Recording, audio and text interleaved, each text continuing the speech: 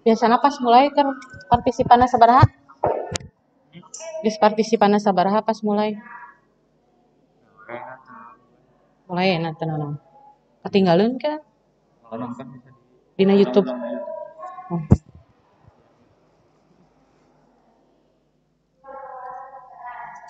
Halo, Assalamualaikum warahmatullahi wabarakatuh. Bisa dimulai ya?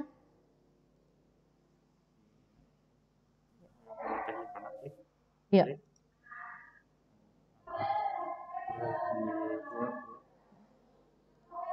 Tanya ke anak-anak, suara ibu jelas nggak? Silakan di-unmute dulu sebelum ngomong. Suara Ibu jelas tidak? Sebelum Ibu Jelas. menyampaikan materi, tolong di-unmute dulu ya semuanya.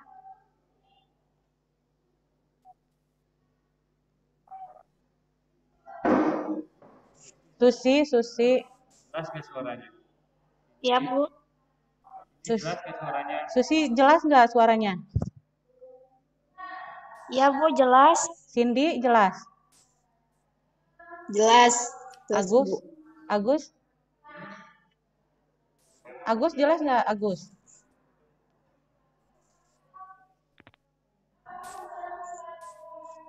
Agus jelas nggak, Agus?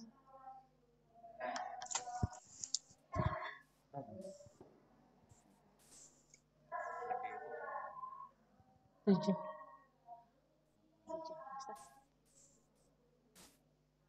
Agus jelas nggak, Agus?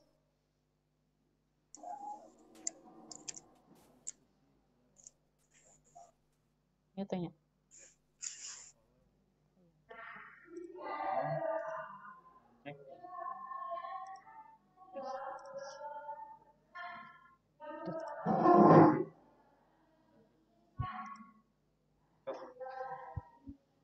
Assalamualaikum warahmatullahi wabarakatuh. Hari ini bagian pelajaran Ibu ya, sejarah peminatan. Mungkin untuk kelas 11 sekarang, pertemuan sama Ibu baru pertama kali ya. Soalnya Ibu tidak mengajar di kelas 10. Jadi mungkin perkenalan dulu ya, nama Ibu Siti Fauziah. Bagi yang belum tahu, Ibu bagian sejarah peminatan. Seperti yang kita tahu, minggu kemarin kan Ibu sudah ngasih tugas ya tentang materi kerajaan-kerajaan maritim masa Hindu-Buddha di Nusantara. Langsung saja ya ke materi. Kerajaan-kerajaan maritim Hindu-Buddha di Nusantara.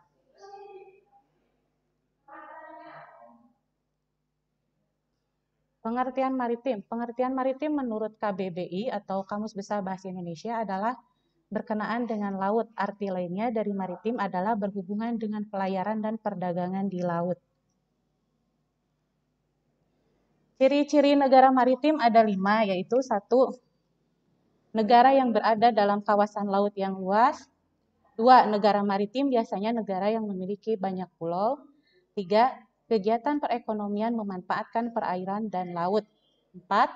Memiliki fasilitas pelabuhan yang memadai. Yang kelima, bekerja sama dengan negara-negara lain di berbagai bidang kehidupan. Yang selanjutnya, bukti bahwa Indonesia adalah negara maritim. Ada 7 ya. Yang pertama, Indonesia secara geografis sebuah negara kepulauan dengan 2/3 luas lautan lebih besar daripada daratan. Yang kedua, hal ini terlihat dengan adanya garis pantai di hampir setiap pulau di Indonesia sepanjang kurang lebih 81 km. Yang ketiga, Indonesia menempati urutan kedua setelah Kanada sebagai negara yang memiliki garis pantai terpanjang di dunia. Dan yang keempat, masyarakat pesisir mayoritas berprofesi sebagai nelayan. 5. Laut menjadi salah satu jalur perdagangan. Keenam, bekerja sama dengan negara-negara sahabat untuk mencapai kesejahteraan bersama. Dan yang terakhir, yang ketujuh, memiliki pelabuhan-pelabuhan berkelas internasional. Nah, sebelum menjadi negara kesatuan Republik Indonesia dengan wilayah dari Sabang sampai Merauke, di kawasan Nusantara berdiri banyak kerajaan-kerajaan. Kerajaan-kerajaan ini pun juga memanfaatkan geografis Indonesia yang terdiri dari pulau-pulau dan menjadi kerajaan maritim. Ciri-ciri kerajaan bercorak maritim ada 5. 1. Memiliki sistem perekonomian yang berbasis perdagangan. 2. Sungai dan laut sebagai jalur utama mobilitas dari masyarakat. Yang ketiga, memiliki pelabuhan dengan fasilitas yang memadai untuk menunjang kegiatan perekonomian. Dan yang keempat, memiliki hubungan diplomatik dengan kerajaan-kerajaan lain. 5. Melakukan ekspansi untuk memperluas kerajaannya. Nah, di Indonesia terdapat banyak kerajaan yang muncul pada abad ke-7 Masehi hingga 15 Masehi. Kerajaan tersebut diklasifikasikan menjadi beberapa jenis sebagai berikut. 1. Menurut corak kehidupan beragama. Di sini ada Hindu, Buddha, dan Islam. Yang kedua, menurut mayoritas mata pencaharian, ada maritim dan agraris. Kerajaan maritim masa Hindu Buddha sebenarnya banyak ya. Cuman Ibu di sini hanya membahas 2 kerajaan saja. Yang pertama yaitu kerajaan Majapahit dan kerajaan Sriwijaya.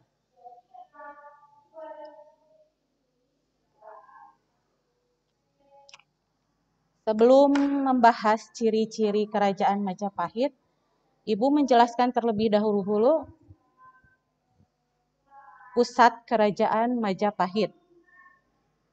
Pusat kerajaan Majapahit berada di daerah Trowulan, yang sekarang menjadi kota Mojokerto di Jawa Timur. Tanggal berdirinya Majapahit adalah bertepatan dengan hari penobatan Raden Wijaya sebagai raja, tanggal 10 November 1293. Sebenarnya Majapahit merupakan negara agraris, tetapi beberapa faktor internal dan eksternal yang mendorong Majapahit menjadi negara maritim.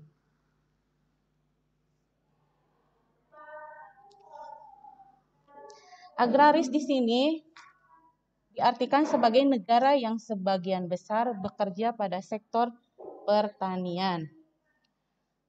Faktor internal yang menjadikan kerajaan Majapahit menjadi negara maritim yaitu 1. Majapahit melanjutkan politik Dwipantara yang diawali oleh Kartanegara. Kemudian diperbaharui dengan Sumpah Palapa yaitu oleh Gajah Mada. Yang kedua, memiliki pejabat tinggi yang mempunyai kemampuan dan dapat mendukung aktivitas kemaritiman seperti Gajah Mada dan Empu Nala. Yang ketiga, hasil pertaniannya terutama beras sangat diminati kerajaan lain, baik dari Pulau Jawa maupun luar Pulau Jawa. Faktor eksternal. Faktor eksternal yang pertama, meningkatnya jaringan internasional antara Asia Timur, Tiongkok, Asia Selatan, India, dan Arab. Selain itu, jalur laut tradisional antara Jawa, Maluku, Malaka yang semakin ramai dengan kegiatan perdagangan. Yang kedua, meningkatnya perdagangan di laut yang didukung oleh adanya pelabuhan perdagangan dari kerajaan-kerajaan di sekitar Asia Tenggara. Nah, untuk raja-raja dari kerajaan Majapahit, yang pertama menjabat dari kerajaan Majapahit yaitu Raden Wijaya. Setelah Raden Wijaya wafat, digantikan oleh putranya yaitu Jayanegara. Setelah Jayanegara wafat, digantikan oleh Tribhuwana Tunggadewi. Dan yang terakhir, digantikan oleh Hayam Wuruk. Nah, untuk ciri-ciri dari kerajaan Majapahit bisa dicatat terlebih dahulu ya. Di sini ada tabel, di PowerPoint ada tabel, nama kerajaan, ciri-ciri, bukti, bisa dicatat terlebih dahulu.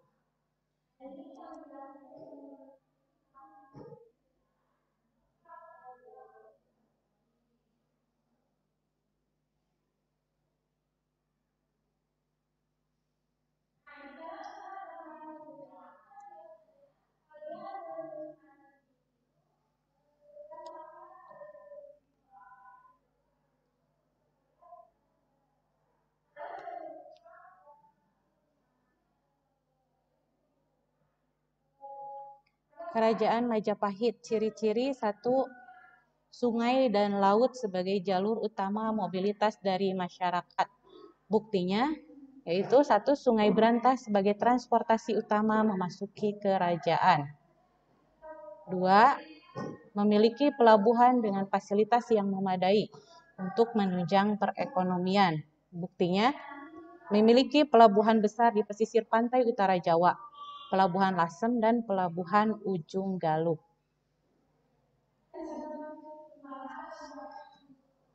Ciri-ciri yang ketiga, memiliki hubungan diplomatik dengan kerajaan-kerajaan lain. Buktinya bisa dibaca sendiri ya di layar, di PowerPoint.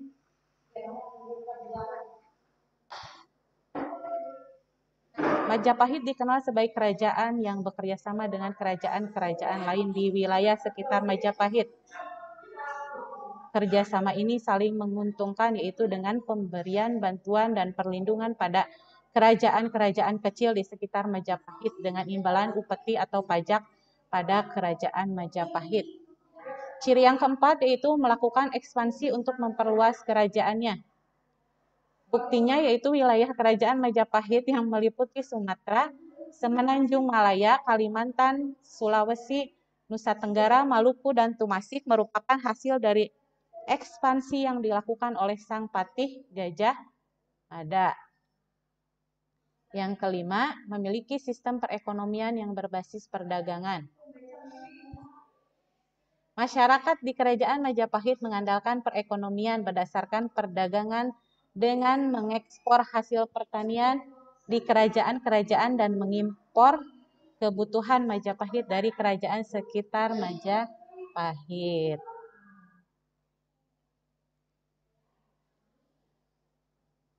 Untuk kerajaan yang kedua yaitu Kerajaan Sriwijaya. Masih sama ya, di sini ada ciri-ciri dan buktinya. Untuk Kerajaan Sriwijaya merupakan kerajaan yang bercorak Buddha yang berdiri pada abad ke-7 Masehi. Pusat kekuasaannya berada di Sumatera. Menurut Prasasti Kedukan Bukit, Sriwijaya berada di tempat strategis, yaitu sekitar pertemuan Sungai Musi dengan Kramasan dan Ogan, yaitu tempatnya di Palembang. Peninggalan kerajaan Sriwijaya yang terkenal yaitu Candi Borobudur. Untuk rajanya yang pertama yaitu Raja Dapuntah yang Sri Jayansa yang memerintah pada 683 Masehi. Nah, untuk kerajaan Sriwijaya di sini ada ciri-cirinya sama ya seperti kerajaan Majapahit yang tadi. Yang satu, sungai dan laut sebagai mobilitas dari masyarakat. Karena untuk kerajaan bercorak maritim, pasti hubungannya dengan sungai dan laut. Buktinya, Sungai Musi sebagai transportasi utama memasuki kerajaan. Yang kedua, memiliki pelabuhan dengan fasilitas yang memadai untuk menunjang kegiatan perekonomian. Buktinya, memiliki pelabuhan besar di pesisir pantai sepanjang Selat Malaka, Selat Sunda, dan Semenanjung Malaya. Ciri-ciri yang ketiga, melakukan ekspansi untuk memperluas kerajaannya. Buktinya, wilayah kerajaan diperluas dengan menaklukkan kerajaan sekitar, seperti Kerajaan Tigor, Tanah Kra, Pahang, Jambi, dan Sunda. Yang keempat, memiliki sistem perekonomian yang berbasis perdagangan. Buktinya, masyarakat di Kerajaan Sriwijaya mengandalkan perekonomian berdasarkan perdagangan dengan mengekspor hasil pertanian yang berupa kayu gaharu, kayu barus, kayu cendana, kayu ulin, rempah-rempah, dan kemenyan. Dan diekspor ke Arab dan ke Cina. Juga mengekspor gading, gula putih, batu karang, cula badak, dan obat-obatan. Nah,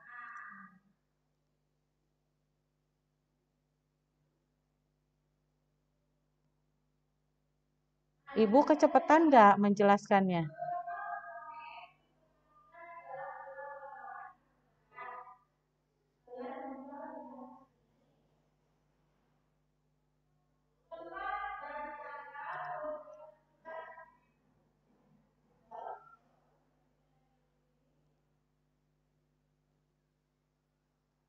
Halo, Ibu kejelasan nggak? Kecepatan nggak Ibu menjelaskannya? Coba di unmute dulu, ada yang unmute satu orang.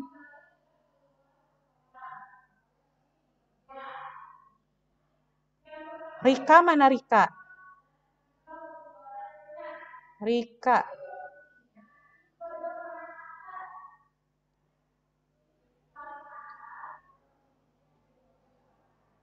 Rika.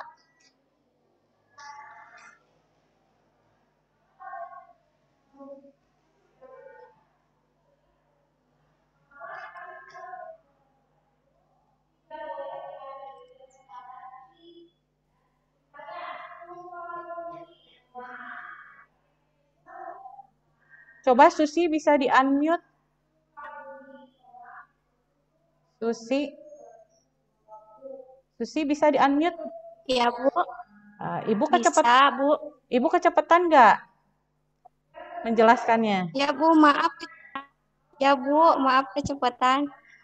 Untuk PowerPoint yang tadi ya nanti Ibu share di grup sejarah peminatan kelas 11 ya. Nanti bisa dicatat. Ya, Ibu. Nanti bisa dicatat ya di resume. Untuk temannya Ya. yang tidak bergabung nanti bisa dibuka di YouTube ya. Terus dikasih tahu tentang yang materi tadi Ibu dikasihkan PowerPoint-nya ya. Ya, Bu. Susi.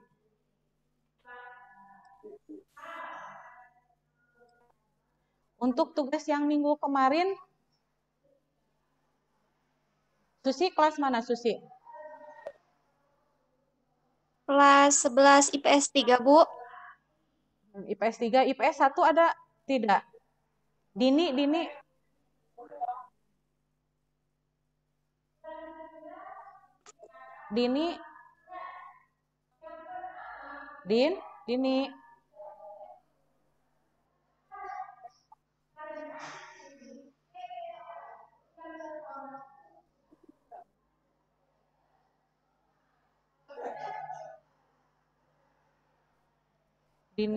Dini kelas IPS berapa nih? Dini.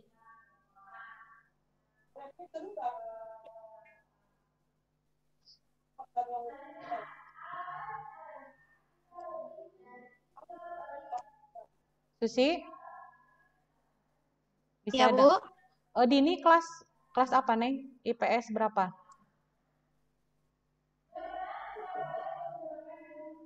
Kurang tahu, Bu. Kurang tahu. Kelas IPS 2 apa sih? IPS 2.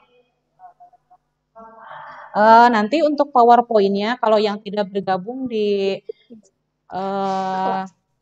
sejarah peminatan kelas 11 bisa ya sama teman sekelasnya di sini yang bergabung bisa diberitahu materi apa yang dikasihkan. Untuk tugas peta sudah selesai semua. Ini kayaknya. Aku siapin. Ini pemain kompos. Udah, Bu. Sudah? Untuk tugas peta bisa dipoto ya. Dan dikirimkan di grup sejarah peminatan kelas 11. Halo? Bisa ada yang respon nggak? Sri? Iya, Bu. Nah, Iya. untuk tugas peta ya nanti bisa dipoto hasilnya dan di-share di grup sejarah peminatan ya. Iya, Bu. Untuk penilaian yang minggu kemarin kan belum, yang minggu sebelumnya sudah dinilai, cuman sedikit ya yang ngasih tugasnya.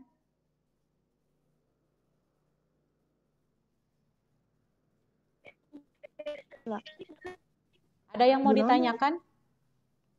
Tidak. Apa? Siapa coba? Sebut nama sama kelas ya. Mungkin terkait tugas, terkait pembelajaran.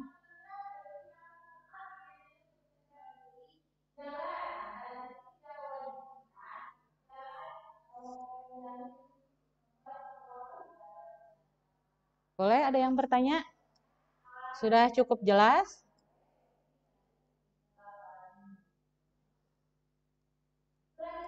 Kalau sudah jelas, nanti setelah ini Ibu share ya PowerPoint-nya. Sebentar untuk absen sebentar ya, ditunggu terlebih dahulu.